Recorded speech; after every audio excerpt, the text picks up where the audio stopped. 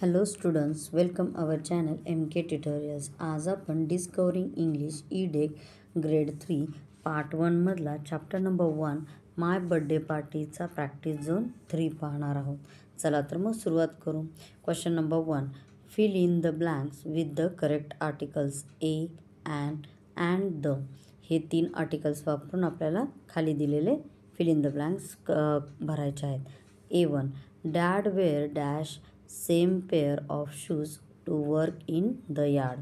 आता इथे ठराविक पेअर ऑफ शूजबद्दल बोललं गेलेलं आहे, त्यामुळे इथे द येणार. B, Alex had dash apple orchard near his house. इथं ॲन येणार का, तर ॲपल हे वोवेल वर्ड पण आहे आणि साऊंड पण आहे. C, I had dash banana for lunch. इथे ए येणार का, तर आपण एका बनानाबद्दल बोलतो म्हणून मग सेंटेन्स होईल I had a banana for lunch. D, my family brought dash blanket from that store. माझ्या फॅमिलीने काय केलं, एक ब्लँकेट खरेदी केली. मग इथे ए येणार. कसे, तर my family bought a blanket from that store. E1, please run, it's dash emergency.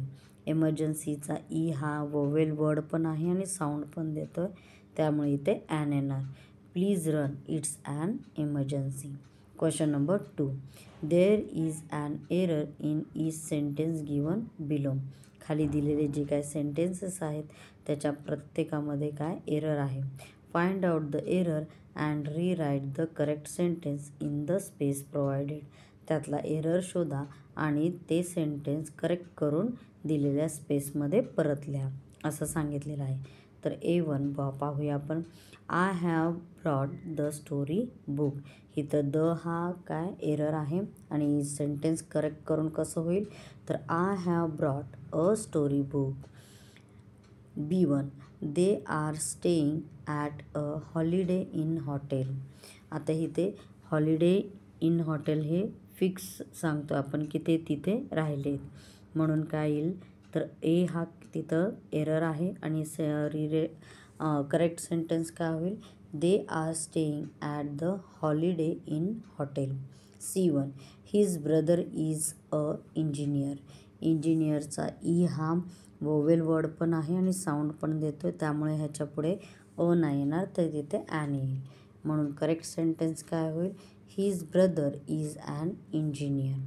D1, this is an girl I told you about. तर इथे काय येणार, तर ॲन येणार, कारण आपण त्या फिक्स गर्लबद्दल बोलतो आहे. तर this is the girl I told you about. मी त्या मुलीबद्दल बोलले होते. E1, a book I am reading is interesting. आता मी एक पुस्तक वाचलं होतं की ते खूप इंटरेस्टिंग होतं, मग मी त्या बुकबद्दल बोलते फिक्स, त्यामुळे तिथे द येणार, ए नाही येणार.